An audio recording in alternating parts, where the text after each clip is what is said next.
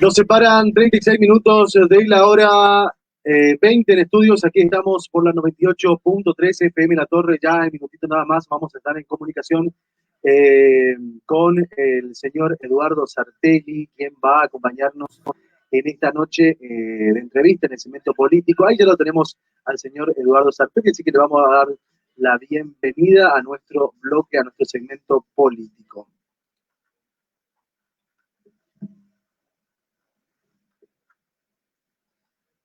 A ver.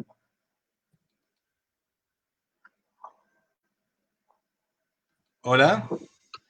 Bueno, ahí estamos. Hola Eduardo, ¿nos escuchás bien? Ahora sí, ¿cómo les va? ¿Cómo estás? ¿Cómo estás, Acá, Eduardo? cuarenteneando. Cuarenteneando. Bueno, te contamos que estamos saliendo por la 98.3 FM La Torre, aquí en la ciudad del Colorado, provincia de Formosa. También lo estamos haciendo a través del Facebook, que es FM La Torre del Colorado, y a través de mi Facebook personal, que es Cristian Michi Villasboa. Así que estamos en las redes sociales y estamos también transmitiendo por la radio, así que hay mucha gente conectada a esta hora de la noche. Y para nosotros es un lujazo tenerte. Hace rato veníamos planificando esta entrevista y bueno, se pudo dar. Así que, ¿cómo estás llevando la cuarentena? ¿Qué tal lo estás transitando, sería? Y bueno, en Cava y en conurbano de Buenos Aires no hay cuarentena, esa es la realidad. Ajá. Es decir, en realidad lo que sucede aquí es que hay algunas actividades que no están permitidas. Es el caso de la Ajá. educación, la construcción y restaurantes, salidas públicas, cine. Pero el resto está todo funcionando. Si vos vas un día a Ciudad de Buenos Aires, no hay, digamos, es como si fuera un sábado a la tarde, sábado a mediodía, es decir, un día con menor actividad, pero con mucha actividad. Mm. Y ahora que abrieron restaurantes y ese tipo de cosas, hay más actividad todavía. Ajá. Provincia de Buenos Aires, la zona de Cava, la zona de Lamba, digamos, conurbano, tiene una actividad todavía mayor. En realidad, San Martín, para que los oyentes formoseños se ubiquen, es al borde de la General Paz, o sea, cruzamos la calle y estamos en la ciudad de Buenos Aires. Y la actividad en San Martín es prácticamente normal, no hay, por más que se digan que hay restricciones o cosas por el estilo, nadie te controla absolutamente nada. De hecho, ya hace por lo menos 2 meses que no hay ni siquiera retenes en la entrada de la ciudad, no hay control, no hay nada. Así que en realidad no hay cuarentena. A mí me pasa que yo soy docente, Ujú. eh, me pasan varias cosas con respecto a la docencia, que yo soy docente, mi compañera también, y además tenemos un niño en edad escolar, con lo cual estamos en el peor de los mundos, ¿no? Somos docentes, Mm. damos clase en la universidad sobre todo. Eh, yo soy director de un colegio de adultos en Ciudad de Buenos Aires. Rosana es vicedirectora de un colegio industrial en Ciudad de Buenos Aires también, y Luciano va a la escuela primaria, así que tenemos que dar nosotros clase por streaming, por Zoom, tenemos que dirigir escuelas por Zoom, y además tenemos que ser docente de nuestro hijo que tiene clases por Zoom, así que estamos de los dos lados del mostrador. Es bastante cansador. Bastante complicado. Le comentaba a la gente antes de empezar el programa, estuve haciendo como una introducción a lo que iba a ser esta entrevista, que para nosotros, como te decía al principio, es un privilegio. Que he visto todas tus clases, porque están subidas en YouTube, por lo menos algunas de ellas, son 10 clases. Y bueno, empecemos por ahí, digo, tratar de entender algunas cosas. Yo creo que alguno de tus libros que nombrás en alguna de las clases es La cajita infeliz y Patrones en la ruta.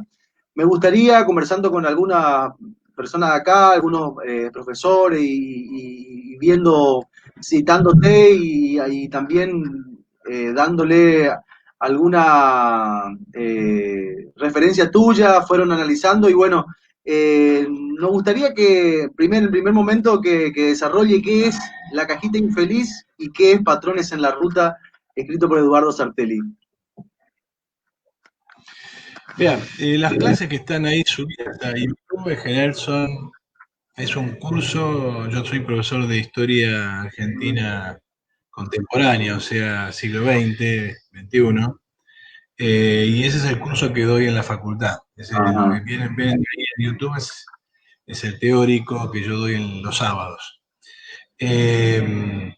Hace muchos años que doy eso, esa es la única que está grabada, digamos. Hay más grabaciones, pero es la única que se editó. Eh, el, También doy clases de economía en La Plata, sociales, así que, digamos, eso que está ahí es apenas una muestra de la tarea docente, ¿no? Es un Eh, pantallazo. sí, que se sintetizó este año, se habían grabado varias, a lo largo de varios años, se fueron grabando cosas y se sintetizó este año para poder ofrecerles a los alumnos un curso más o menos coherente por este tema de la cuarentena. No podíamos Claro. dar clase y por lo tanto era mejor hacerlo así. Bien, ahí, digamos, doy clase básicamente de lo que son los resultados de investigación de nuestro centro de estudios. Yo dirijo un centro de estudios, el CEIX, Centro de Estudios de Investigación en Ciencias Sociales, y ese centro de estudios es el que produce. Ahí hay más o menos, han pasado muchísima gente, deben haber pasado más de 100 personas, si no bastante más, y hay normalmente un staff de entre 30 y 40 investigadores trabajando. Muchos son becarios de CONICET, muchos son ya gente que trabaja por sí misma, digamos, pero que siempre trabajamos en conjunto, hacemos un trabajo colectivo. Si ven la editorial del CX, la editorial R&R, en esa editorial están volcados muchos de los trabajos de más de 20 años de trabajo de investigación. Hay En Razón y CONICET, Revolución, ¿no es cierto? ¿eh? En Razón y Revolución, ¿no? Claro, Razón y Revolución es una organización política Ajá. que empezó siendo una revista de historia en el Uh-huh. año 95. Una revista que simplemente quería discutir algunas cosas. Por ejemplo, que no era cierto que se había acabado la posibilidad de cambiar el mundo, que la caída del muro no significaba el fin de la historia, y que en medio del crecimiento del posmodernismo era importante reivindicar dos palabras sustantivas, razón y revolución. Revolución. Eh, la idea es que el irracionalismo que dominaba en la época y que sigue dominando hoy, todavía incluso más fuerte, porque en esa época el irracionalismo era básicamente de derecha, hoy lamentablemente hay un irracionalismo de izquierda muy potente, Uh-huh. sobre todo de la mano del kirchnerismo, que esas palabras, que la razón y la revolución, seguían siendo elementos sustantivos para que la vida humana cambiara. Después uno ingresó en la militancia partidaria, yo ingresé en el Partido Obrero, allá por el año 95 también, y bueno, muchos estábamos ahí, participamos de toda la lucha de los años 90, de todo el movimiento piquetero, de las asambleas nacionales de trabajadores ocupados y desocupados, tuvimos un rol bastante importante, y en el 2002 yo me voy del Partido Obrero, hacia fin de año, y a partir de ese momento decidimos que lo que hasta entonces era una organización estudiantil, sobre todo, ligada a la producción de la revista, necesitaba producir conocimiento. Y es ahí cuando se arma el CX, es ahí cuando empieza la tarea de investigación. Y al mismo tiempo se arma la biblioteca. La biblioteca contiene mucha literatura, mejor dicho, mucha producción científica que no es nuestra, o sea que no la produjimos nosotros, pero nos parecía importante ponerla sobre la mesa. Entonces hay edición de libros clásicos, de libros necesarios, de gente que por ahí no coincide con nosotros programáticamente, pero que resulta útil escuchar. Eh, y además tiene toda una sección, la sección de investigaciones del CEIC, donde se publican las tesis de licenciatura y de doctorado de los investigadores del CEIC. Vamos por el número 20 y algo ya. Ahora se van a publicar dos o tres más. Se está por publicar un libro de Gonzalo Sanservino, que es investigador de CONICET, es uno de los que está dirigiendo la lucha por la recomposición salarial de CONICET. Se está por publicar un libro de Daniel Vinson de la industria argentina de la maquinaria agrícola y en general esos textos son textos muy técnicos, son textos científicos. La producción.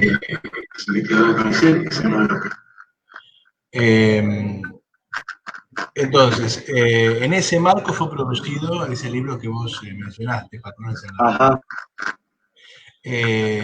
Patrones en la Ruta es un libro particular. Fue escrito por mí, pero es el resultado de un trabajo colectivo, por eso yo aparezco ahí como director de un equipo de trabajo. Cuando estalló el conflicto del campo en 2008, nosotros pensamos que ese conflicto era muy importante, que había que analizarlo con detalle.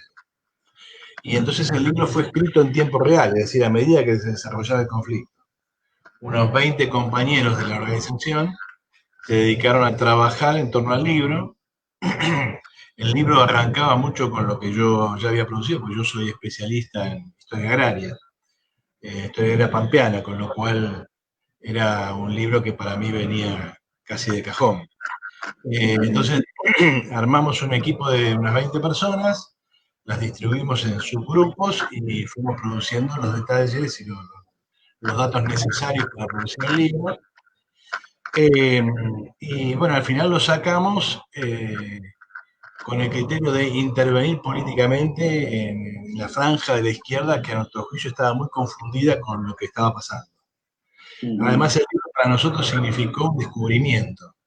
El descubrimiento de que, por más que algunos de nosotros veníamos del trotskismo, el descubrimiento era que ya no éramos trotskistas. Es decir, el descubrimiento era de alguna manera una explicación de por qué algunos de nosotros nos habíamos ido del Partido Obrero y del trotskismo en general, que era que básicamente esa izquierda no conocía la Argentina.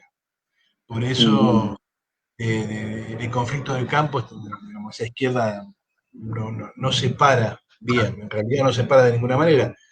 La consigna de la izquierda se desarmó, una parte apoyó al campo, otra parte apoyó al gobierno, y en general el resto dijo ni con el campo ni con el gobierno, pero no tenía ninguna consigna positiva. Para nosotros entonces fue un descubrimiento de cosas que ya sabíamos, en realidad era un poner en papel cosas que ya teníamos en la cabeza. El hecho de que la Argentina necesita una forma particular de concebir sus problemas. La Argentina es un país, como cualquier otro país, con diferencias muy sustantivas del resto, y que por lo tanto los esquemas que la izquierda hereda, que normalmente se conocen a través de ismos, esos esquemas no sirven, que hay que pensar desde cero. Desde cero en el sentido de poner en cuestión todos los elementos que nos llegan por tradiciones políticas y arrancar de esta perspectiva. Por eso, Razón y Revolución como partido político se funda hace 2 años. Tiene un programa que es difícil de identificar y siempre nos están diciendo ustedes qué son. Y los estalinistas nos suelen decir que somos trotskistas, los trotskistas que somos estalinistas, los anarquistas que somos autoritarios, los bolcheviques que somos medio narcos, es decir, esa confusión en torno a qué somos proviene mucho del hecho de que en realidad no somos nada en sentido estricto, es decir, no es que hayamos nacido de un repollo, sino que nuestra perspectiva es la realidad está primero, y entonces uno examina la realidad y después actúa. El problema del grueso de la izquierda argentina, digo izquierda argentina, pero yo creo que esto tiene que ver con un defecto de cierta forma de pensar los problemas políticos, así que yo creo que es más general que la izquierda argentina. El problema de la izquierda argentina es que la izquierda argentina piensa con el cerebro de los muertos. Es una actitud medio religiosa.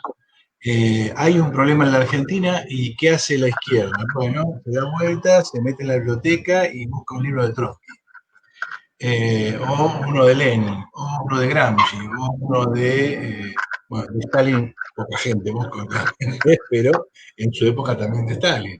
Es decir, en vez de examinar la realidad,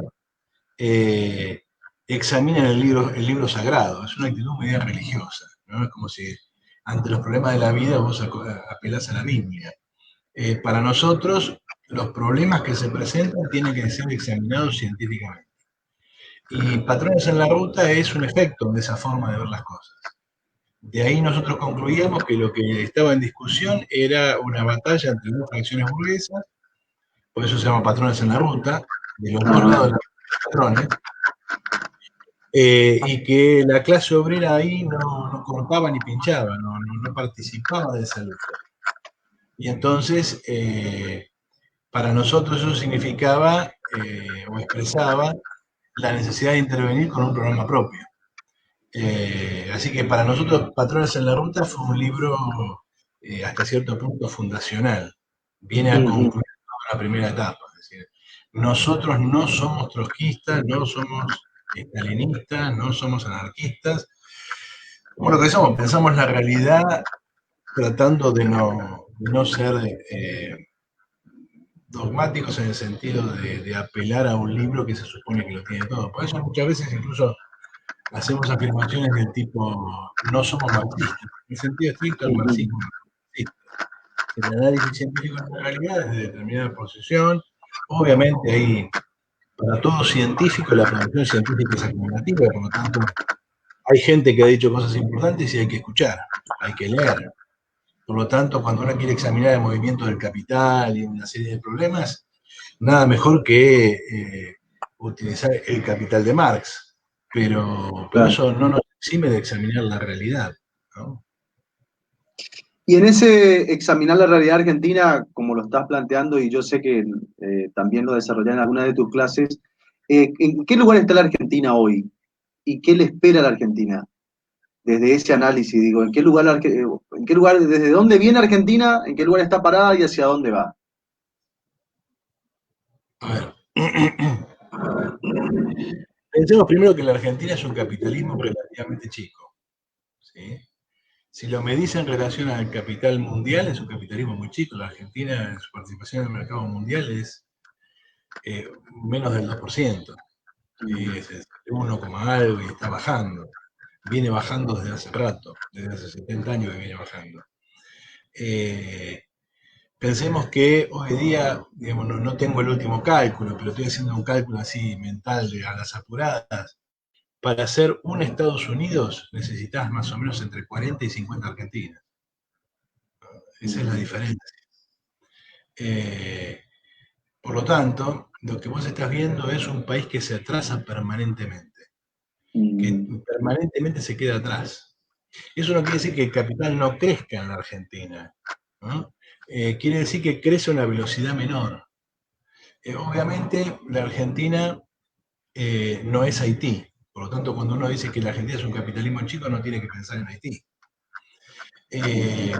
Cuando uno dice que la Argentina es un capitalismo chico, lo está refiriendo al núcleo del poder económico capitalista mundial, al centro del sistema. La Argentina es un país realmente chico comparado con esos países. Y eso significa que un país cuya productividad del trabajo se atrasa permanentemente, cuyo trabajo vale, para decirlo vulgarmente, cada vez menos, que es cada vez más chico y que al mismo tiempo crece, se encuentra en serios problemas. Y además se encuentra en serios problemas agravados por el hecho de que alguna vez fue otra cosa. Hay un punto en el cual, cuando vos viviste en la miseria y nunca viste otra cosa que esa, hay un punto en el cual las cosas no parecen tan dolorosas. Yo vengo de una familia obrera, mi viejo era albañil. Cuando miro para atrás recuerdo haber pasado momentos bastante difíciles de chico. Pero yo no los noté, digamos, no me di cuenta. No me di cuenta porque vivíamos así, era así, punto. Ahora me doy cuenta que efectivamente vivíamos en una situación de pobreza que yo no quisiera para mis hijos. Bien, visto desde adelante hacia atrás, en una situación en la que yo hoy estoy relativamente mejor, No me duele. ¿Por qué? Porque no me dolió en su momento, menos me va a doler ahora que estoy mejor. Ahora, la situación inversa es muy dolorosa. Es decir, cuando vos estuviste bien, cuando vos estuviste muy bien, y estás muy mal, la cosa es muy dolorosa. Como decía mi viejo, subir es fácil, el problema es bajar. Cuando vos tenés cada vez más plata, y es fácil gastar. El problema es cuando tenés que dejar de gastar, cuando la plata ya no te alcanza, cuando ahora ya tenés que ir achicándote. Y la Argentina viene en una situación de ese tipo, es decir, es un capitalismo que se achica cada vez más en relación al resto del mundo y al mismo tiempo crece. Y por otro lado, viene de una situación muy elevada. Vamos a explicar un poco esto. La Argentina se achica. Como veíamos antes, vos ves la participación de la Argentina en el mercado mundial y es cada vez menor. Pensemos que en los años 60 nadie hubiera dicho que Brasil se iba a tragar a la Argentina. En los años 60 la estructura industrial argentina era mejor que la de España o la de Italia. Veamos dónde estamos ahora y nos damos cuenta de eso. En los años 60 la Argentina pintaba para ser el primer país de América Latina desde México para abajo. Hoy con suerte está tercero, con suerte.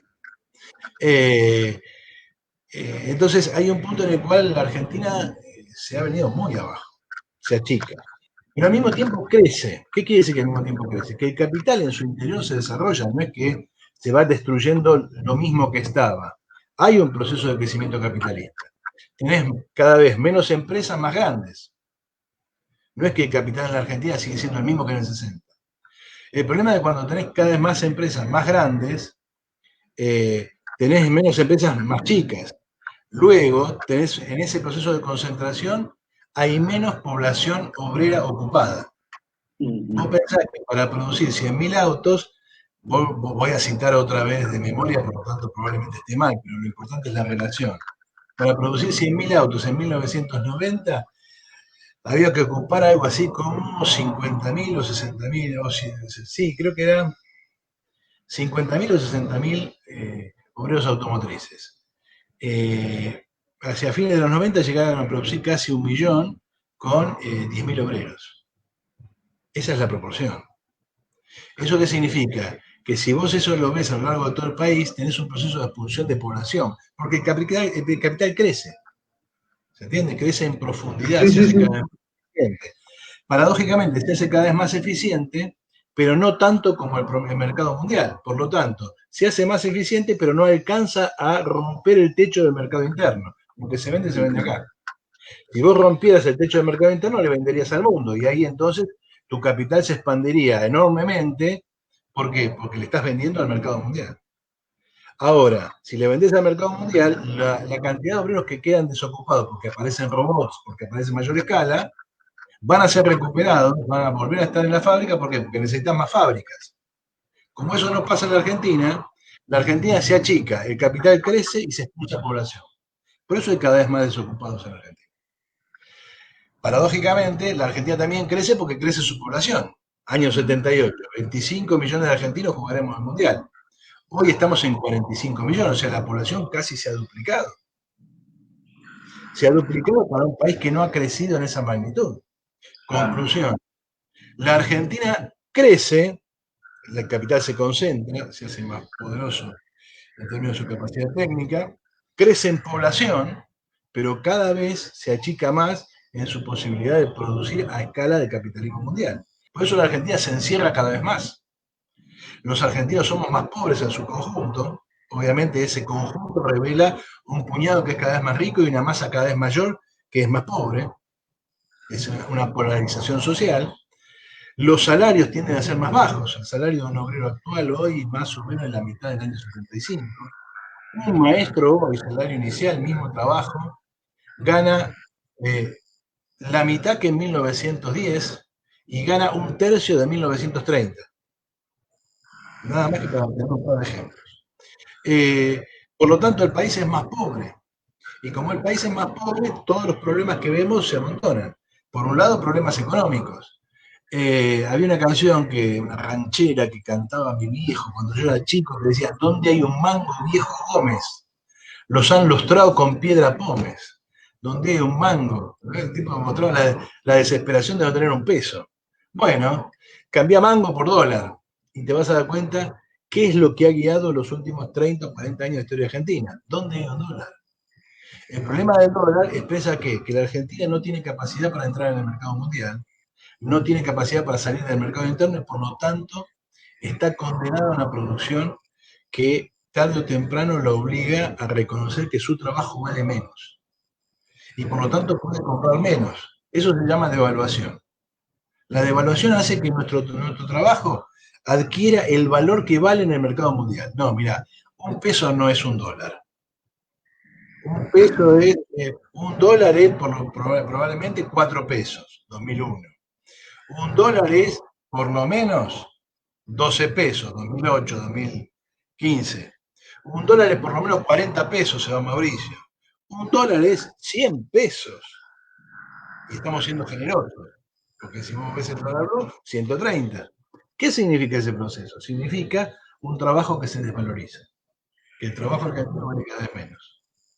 Entonces, en ese contexto, ¿hacia dónde va la Argentina? Va hacia una descomposición social acelerada. Es triste decirlo, pero lo estamos viendo.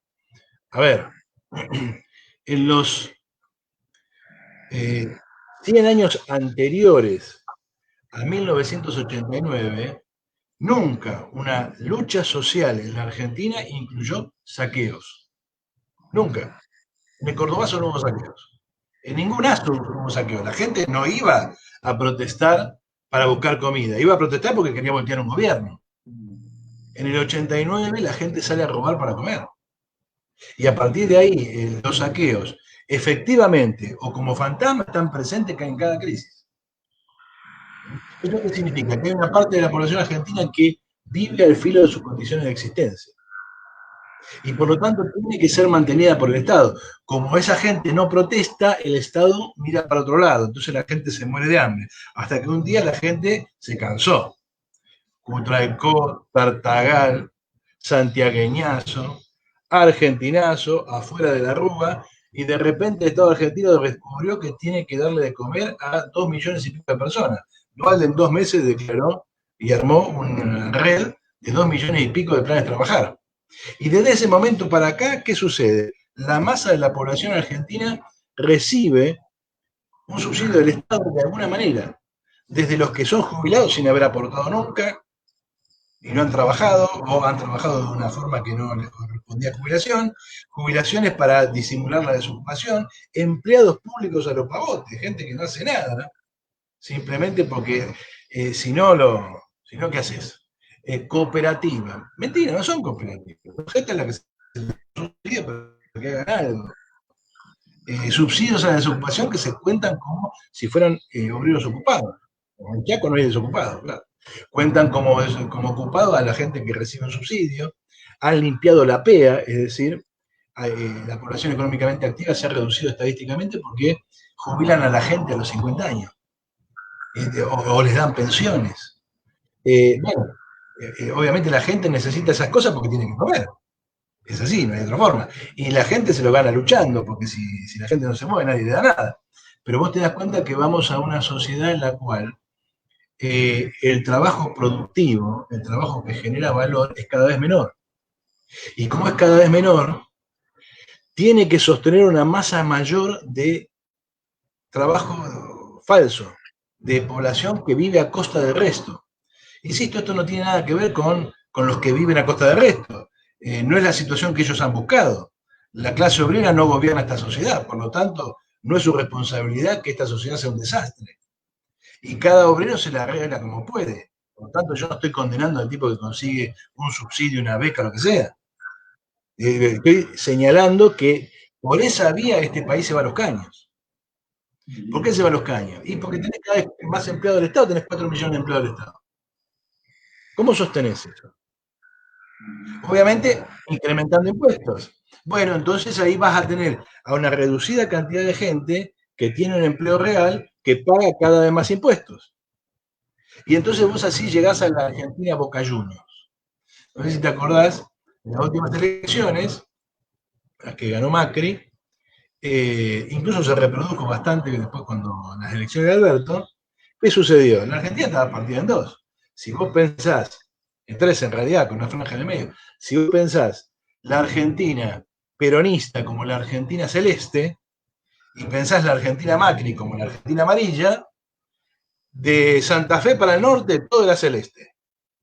De Buenos Aires para el sur, todo era celeste. En el medio de la franja, Buenos Aires, Santa Fe, Córdoba, Mendoza, todo era amarillo, incluyendo la capital federal. ¿Qué es esa franja? Es la Argentina productiva. Incluso, insisto, esto no tiene nada que ver, no tiene nada que ver con la caracterización y la valoración que hagamos de la gente que vive de este tipo de subsidio del Estado. Pero vos podés darte cuenta que hay 10 o 15 provincias argentinas que si no fuera por la coparticipación federal no existen. Y que hay poca economía privada. ¿Esto qué significa? Y significa el escenario que estamos viendo. El escenario que estamos viendo desde el 2001 ya está partido en dos. 40% representa a la Argentina amarilla. Mucha gente se sorprende porque ganó Macri. Pero Macri no es ninguna sorpresa. Si vos sumás López Murphy y Menem en el 2003, te da 40%. López Murphy y Menem son Macri. Y obviamente, cuando la gente se cansa de pagar impuestos y se rebela, gana Macri. Cuando la gente que no recibe los subsidios y no puede vivir sin la ayuda estatal se rebela, ganan los otros. Y es un empate de suma cero, porque ninguno de los dos tiene una solución. Tanto Macri como Cristina, y acá hago abstracción de cualquier consideración política, personal, no me importa. Es decir, entrar en la discusión de si Macri es insensible y un sinvergüenza, o si Cristina es una ladrona, no tiene ninguna importancia. No se discute de persona, hay que discutir de la estructura de un país. Y en la estructura del país, la Argentina está agotándose como país. Porque esa Argentina celeste crece cada vez más, porque esa Argentina celeste es la Argentina que está siendo expulsada del proceso productivo por la escasa productividad de la industria argentina y del capitalismo argentino en general. Entonces, tanto Macri como Cristina son parte del problema, no de la solución.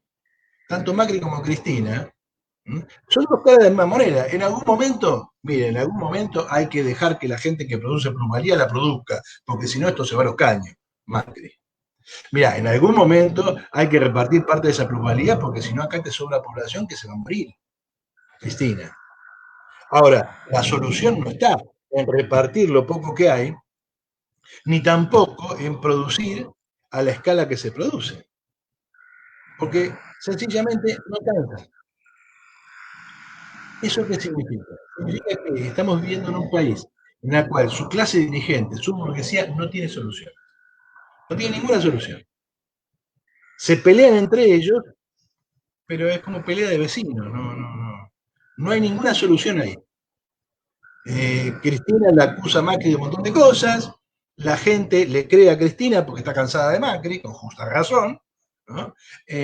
Macri critica a Cristina, la gente se cansa de Cristina y vota a Macri, con justa razón, porque está cansada de otras cosas, pero esas dos caras de la misma moneda expresan un problema que la burguesía no puede resolver.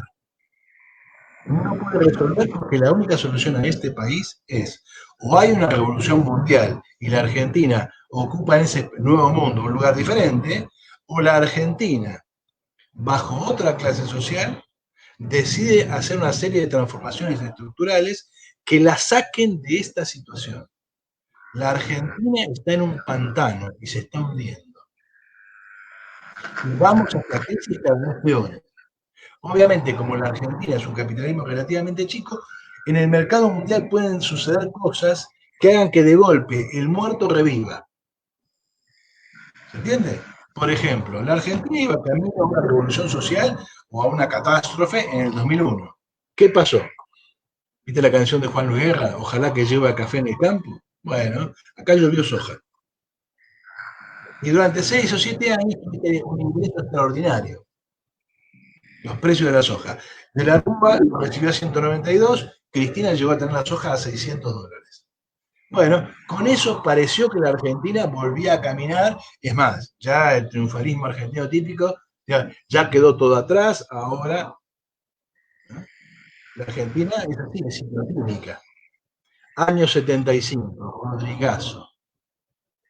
Viene a terminar con el sueño de Perón, la Argentina potencia. ¿Sí? Bien, vienen los militares. Bueno, ahora vamos a reorganizar todo porque los argentinos somos derechos humanos y por lo tanto empieza la reorganización del país.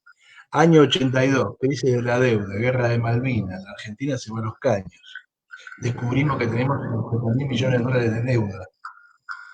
Pero vino Alfonsín, la democracia se come y se educa. Ahora las corporaciones van a ser desplazadas y la política racional va a ordenar la vida de los argentinos y vamos a salir de esto.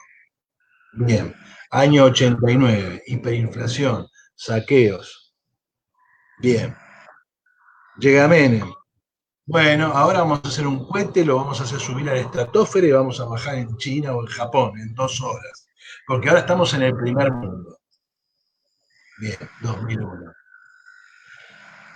Ahora tenemos un modelo productivo, porque en realidad llegó Néstor, que es un presidente que se puso los pantalones, y Cristina, que después fue una digna sucesora, incluso más enérgica, y tenemos un modelo productivo, se acabó la oligarquía terrateniente y el yuyo. Desde el 2011 la Argentina no crece, y estalló en el 2018. Dicho de otra manera, la Argentina estalla cada 7 o 10 años. Y cada 7 o 10 años, milimétrico, la Argentina se encuentra con otra vez una población mirando al abismo. Entonces, ¿ahora dónde estamos? Mirando al abismo. Y esto se repite, por lo tanto tiene una causa. No es una casualidad. Cuando algo se repite es causalidad. ¿Y cuál es la causa? La causa es la estructura en la cual la Argentina construyó un país. Esa estructura capitalista que es incapaz de superar los límites del mercado interno. Esa estructura no se soluciona a la manera capitalista. Puede suceder que venga alguna cosa que nos saque de esto y nos dé, como en los videojuegos, un par de vidas más, ¿no? Yo hace mucho tiempo jugaba al Príncipe de Persia, entonces llegaba siempre a un lugar y había una cosita para tomar y te daba un par de vidas más. Bueno, la soja es más o menos eso, ¿sí? Bien. Puede suceder, y mirá, están todos rogando que Vaca Muerta escupa petróleo en los pavotes. La vaca está muerta. En un mundo en recesión normalmente el petróleo sobra.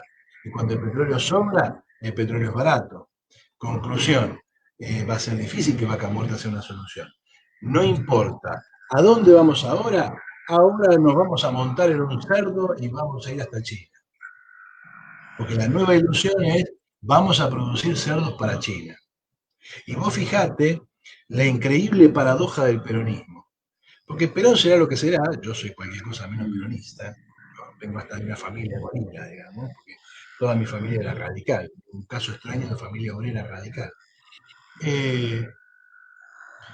Perón tenía la idea de que iba a hacer algo. Es más, en sus delirios el peronismo parecía, digamos, a ver, Perón se consiguió un nazi que dijo que iba a lograr la fusión nuclear. Todavía no existe en el mundo la fusión nuclear, pero Perón se consiguió un nazi que le dijo que sí. Lo mandó a Bariloche, le hizo un montón de pozos hasta que al final este tipo le hizo anunciar a Perón que había logrado la fusión nuclear, cosa que no había logrado nadie en el mundo. Pero como la cosa, lo que hoy conocemos como energía nuclear es fisión nuclear, o sea, la separación de los átomos que producen energía. También se produce energía, es más controlable, es más barata, mejor, si uno puede obtener por fusión atómica. ¿Sí? Bueno, esa tecnología todavía no existe. Pero Perón consiguió un nazi que le hizo el verso, que efectivamente, bueno, hizo un anuncio y a tiempo se descubrió todo, lo tuvo que guardar, porque era una cámara, ¿no? Fracaso. Bueno, está bien, pero el tipo te armaba un plan quinquenal y te decía, vamos para acá, vamos a tratar de armar esto, ¿sí? En su delirio, tipo el Pulqui, en su delirio el tipo tenía la idea de que la Argentina va a entrar al mercado mundial, va a entrar al mundo por la puerta grande. Y lo vamos a hacer organizadamente. Vamos a producir así, así, vamos para acá y para allá. Yo te pregunto a vos y a cualquiera que nos está oyendo, ¿alguien tiene idea para dónde va la Argentina? ¿Qué quieren hacer? La última idea que se le escuchó a Cristina fue reunirse con sus ex enemigos. Cristina se reunió con una nueva asociación de productores agrarios, y en esa reunión le dio visto bueno a lo que hace rato que Cristina y el kirchnerismo viene impulsando, a saber, la asociación con China. ¿Y la asociación con China qué significa? Bueno, el acuerdo que se conoció hace poco lo grafica claramente. Se hizo un acuerdo en su momento, 2000 y algo, no me acuerdo cuándo, para producir, para fabricar dos centrales nucleares. El acuerdo original era, vamos a hacer una con la tecnología CANDU, que es la tecnología que la Argentina maneja, con el uranio natural, y otra con la tecnología Hualong, como dicen los chinos, que es uranio enriquecido. Bien, vamos a hacer uno y los chinos van a poner la plata. El acuerdo no era del todo bueno, pero por lo menos una de las centrales nucleares se hacía con algo que nosotros podemos controlar, con una tecnología que manejamos y cuyos insumos poseemos. Insisto, esto es muy importante porque son contados con los dedos de la mano los países que pueden hacer esto.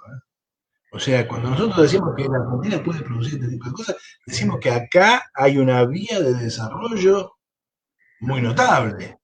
Es decir, esto no es vaca muerta, esto no es un yuyo, guarda que esto nos coloca en posiciones que la Argentina hace muchos años, muchas décadas que no está.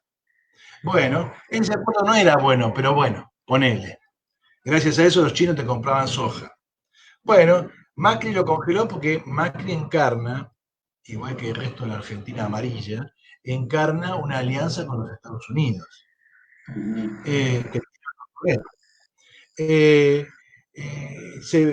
Al comienzo del gobierno de Fernández, que se hizo, bueno, vamos a hacer una de las dos centrales, porque Macri había terminado congelando todo, una de las dos centrales y va a ser la central china.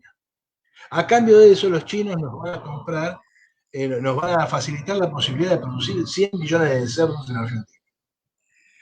¿Vos te das cuenta de qué significa ese acuerdo?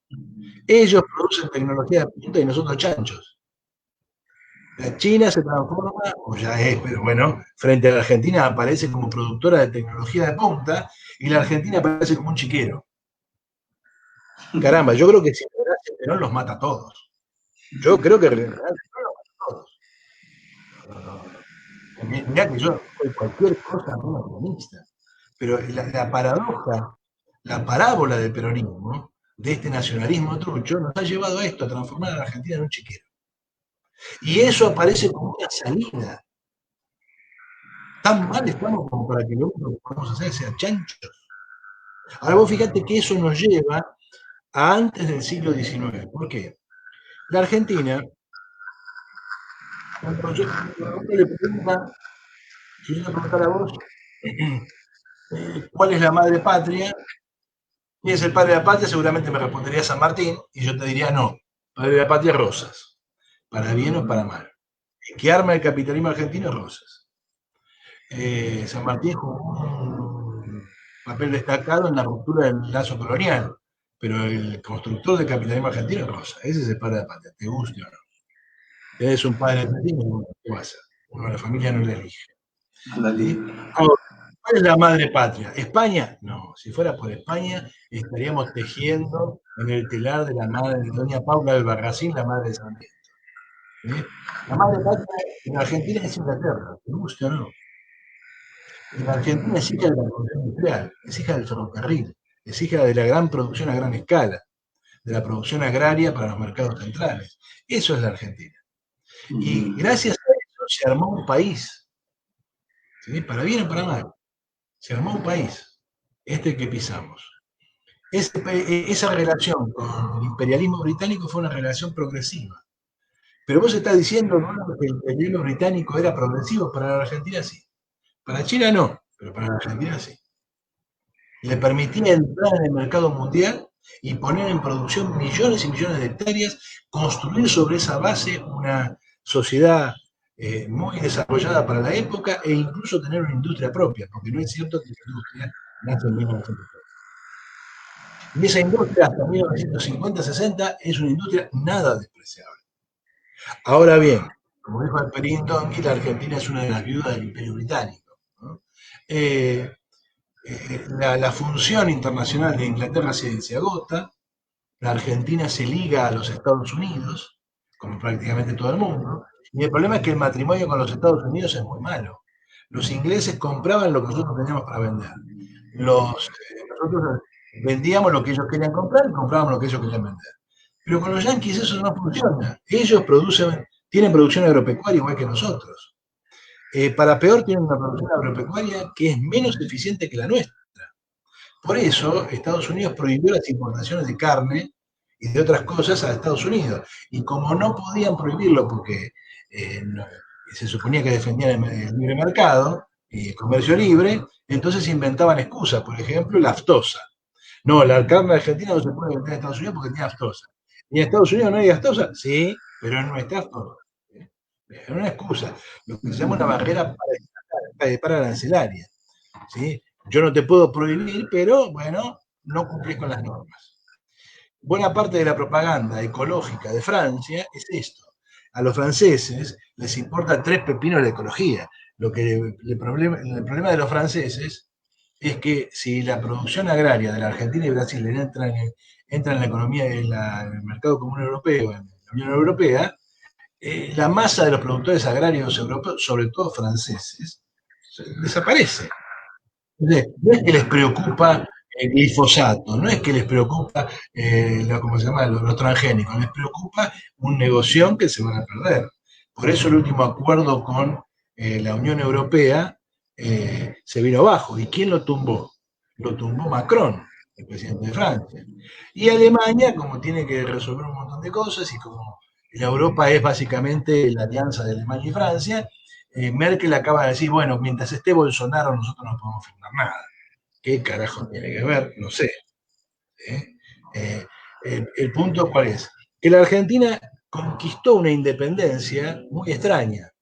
La independencia de alguien que no tiene lugar en el mundo.